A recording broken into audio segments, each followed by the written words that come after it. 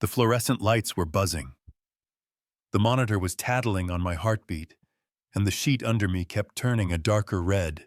I remember clutching my phone with slippery fingers and texting my sister, because that's what you do when you're scared and the room won't stop spinning, 7 months pregnant with 3 little fighters and the nurse at St. Augustine Women's Center in Austin, shouting for a crash cart.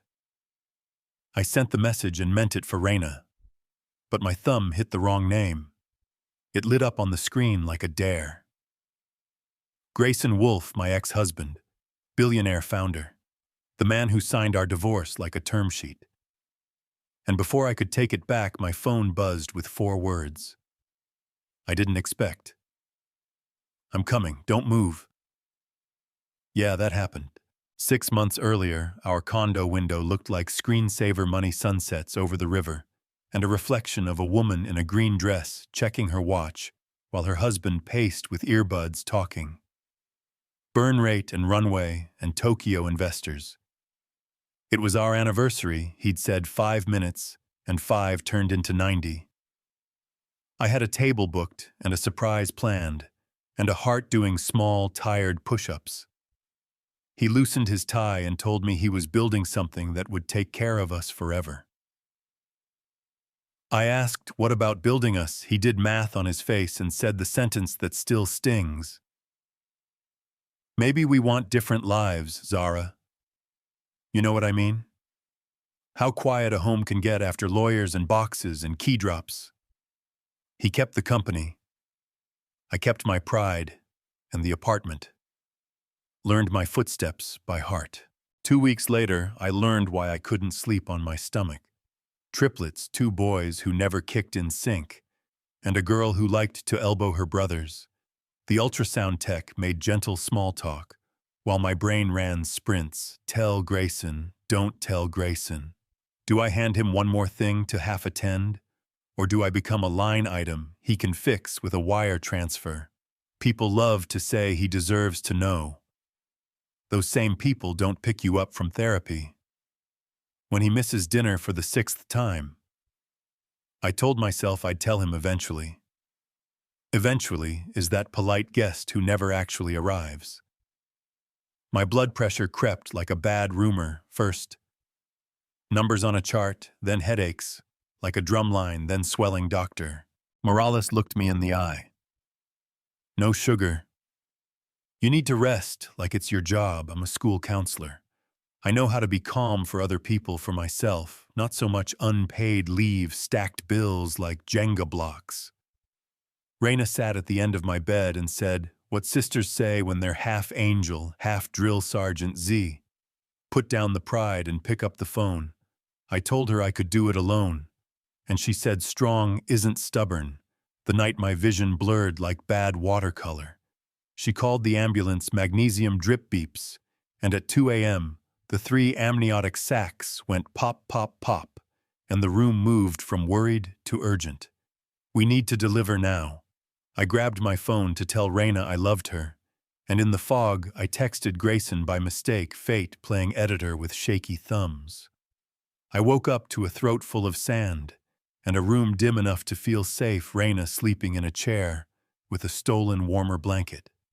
Because of course she did, my body felt like a house after a storm, Doctor, Morales said softly, the 3 words I had begged God for. They're alive, tiny, feisty ventilators for now. Watching close, I nodded and cried and nodded again. And then the door opened and the air shifted. Some people bring weather with them. Grayson walked in wearing yesterday's suit and a face I didn't recognize, scared and very, very human. He said my name like a prayer. Zara. I wanted to be cool. I wanted to land one honest punch. What came out was, why are you here? He lifted his hands like he was warding off a verdict. Because you texted. Because I should have been here all along. I told him not to rehearse remorse at me. You chose a board seat over a baby seat. He swallowed and said he had chartered a plane from Zurich, called the hospital from the runway, told them to put every cost under the Wolfe Foundation. His voice got small. I saw them through the glass. They're the size of my hand. You'd think I would have softened, but money had been his solution for everything. And this was not a check to clear. Can't fix this with money, I said. He nodded. But I can remove every barrier money creates. Let me do that much, then. Let me try the rest.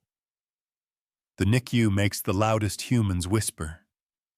The nurse lifted a flap and let me slide a finger in and baby. A squeezed like she was clocking me in for a shift. Hi, Peanut. I'm your mom. I'm not going anywhere. Grayson stood back, hands in his pockets, eyes glassy, didn't pretend to know what he didn't. Just watched like someone who finally understood what matters. Morales told us the truth, straight up, weeks, maybe months, steps forward, steps back. Our job was presence. Presence, the one thing he never gave me. And then billing came with a clipboard smile that didn't meet her eyes. Without pre-authorization, some of these interventions, she didn't finish. She didn't need to. I had an incision and a rage that needed an outlet. Proceed, I said, Bill. Me for the sun.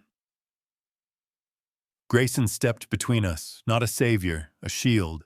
It's authorized administrative code, 213 charity override, Wolf Foundation. If you need a signature, I'll sign it in blood. She blinked and disappeared. I didn't say thank you. I didn't have to. He hadn't done it for credit. He'd done it because for once he understood the assignment. Then came the board call, his CFO, his lead investor voices that measure a man in quarterly returns. He put it on speaker because I told him we weren't doing sneaky anymore. We need you in Singapore. Monday, the investor said. We are not paying you to play house. Grayson stared through glass at our son's tiny chest, rising and falling, and said words I did not see coming. Here's your mid-story twist. Then don't pay me silence you could pour into a cup. Be reasonable, they said. He took a breath. Reasonable got me divorced. Reasonable almost made me miss my children's birth. I'm stepping back from day to day. Effective now, Ava is CEO. I'll remain chairman and show up for the big decisions. And for the 2 a.m. feedings. I'm exactly where I need to be. He hung up and his hands shook and he placed the phone face down like it had been talking trash. I didn't clap and I didn't fall into his arms. I just believed him a millimeter more. Days started to rhyme, wash hands, gown up, whisper hello, through plastic read, goodnight moon to people who hadn't yet mastered blinking on purpose. We did skin to skin the first time baby A could handle it. She was a bird on my chest, all bones and bravery. A sound left me. I didn't know I had half laugh, half prayer. He rested a hand on my shoulder and didn't narrate it. Some things you just witness, nights were a different country. Alarms, footsteps, the particular quiet of parents sleeping upright. Raina arrived with Tupperware and threats pulled Grayson into the family lounge and told him, what God tells storms show up or ship out, he nodded. Deserve the suspicion, and she said, so make it boring.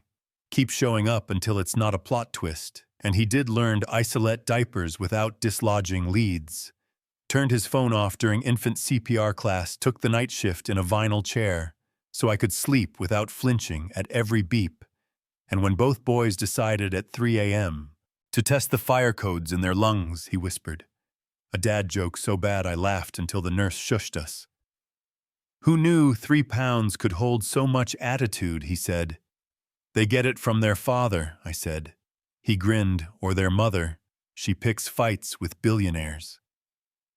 3 weeks later, Dr. Morales smiled. The kind of smile doctors save for good news, gaining weight, oxygen down, feeding up. We could talk about home, and home used to mean a condo with the right view, and now meant anywhere with 3 cribs and a bottle warmer that doesn't quit. They discharged us on a Tuesday. The sky looked rinsed. We loaded 3 car seats like we were defusing a bomb. Raina had taped a banner over my apartment door. Welcome wolf, pups inside. It was chaos in stereo. One baby always hungry, one always gassy, one considering a career in opera. We hired a night nurse for a month, because there's brave and there's foolish. And even with help, there were moments you stand in the hallway with a bun from 3 days ago and wonder if sleep is a myth, but something was different when 3 a.m. hit. He didn't disappear into slack. He wore a burp cloth like a tie and made up lullabies that rhymed bottle with throttle. I used to chase deals across time zones, he whispered to our daughter in the blue kitchen light. Now I chase your hiccups, better job, not charming, honest. 2 weeks home, the pediatrician said words. NICU parents collect like pearls, thriving, gaining, progressing. That night he stood with me on the tiny balcony while Austin hummed and handed me a small box. Before you say anything, this isn't a bribe or a shortcut. It's a marker. Inside was a thin band with 3 stones that caught the porch light. For the bosses who run our house, I love you. I was a fool. Forgot that attention is love in action. I don't deserve an instant reset, but I want another chance to earn it every day. Will you marry me? The air went still. I thought about ICU. Beeps and condo silence, about the green dress and the green glow of a ventilator, about money that opens doors and presence that keeps babies breathing. I didn't drag it out to be dramatic. I let the true answer rise. Not yet. He exhaled and nodded. Okay. I slid the ring on a chain. We build new first. We write it down. Therapy every week. Phones off during family time. A co-parenting agreement that protects the kids even if we fail. 6 months of boring consistency. Then ask me again. He smiled, a little sad, a lot relieved. Deal, and we drafted the contract and framed it, where the stroller bumps it twice a day. The company put out a release about Ava as CEO. The comments did what comments do, brave whipped Saint Villain.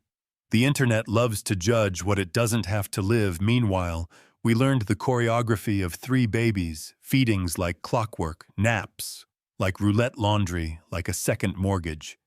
He took the 11 p.m. and 2 a.m., while I slept 8 to midnight, like it was a vacation. Mornings he'd pour coffee and say, "They're tiny CEOs with zero chill," and he made me laugh in places I used to cry. That's how I knew something real was taking root. 6 months later, I realized the song I was humming while sterilizing bottles was happiness. He works from home 3 days, goes in for strategy, like a normal person. Ava ships board decks with baby gifts. Raina still threatens for sport. We fight sometimes about who forgot to close the diaper pail, or about a tone that felt sharp. We repair fast, we keep promises small and daily. He asked me again after the trio finally surrendered to sleep. Marry me, Z. I looked at our framed contract, and the man who once missed dinner and now never misses bath time. Ask me when they turn 1, I said. He grinned. So you're saying there's a chance? I'm saying show me when they're teething. And we laughed in this kind of tired way that means you're exactly where you're supposed to be. So here's your ending that isn't an ending. We won in the small ways that matter. 3 babies home and growing, 2 parents who learned that love is attention. On repeat, money opened the door, presence kept us in the room. And if you're wondering whether I'll say yes at 1 year, I don't know yet. Does he deserve my heart again? Or do we just deserve to do right by the 3 names on those tiny birth bracelets? That's the question, breathing beside our crib, honest and a little terrifying. Tell me in the comments what you would do if the person who broke your heart showed up with changed actions, not just words. Would you let them back in or keep the door locked? Where's the line between forgiveness and foolishness, between accountability and grace? And have you seen money used as a shield when presence was what mattered? Drop your story, push back. If you disagree, tell me where you're watching from. I'll be up at 3 a.m., reading with a bottle in one hand and a burp cloth in the other, you know what I mean.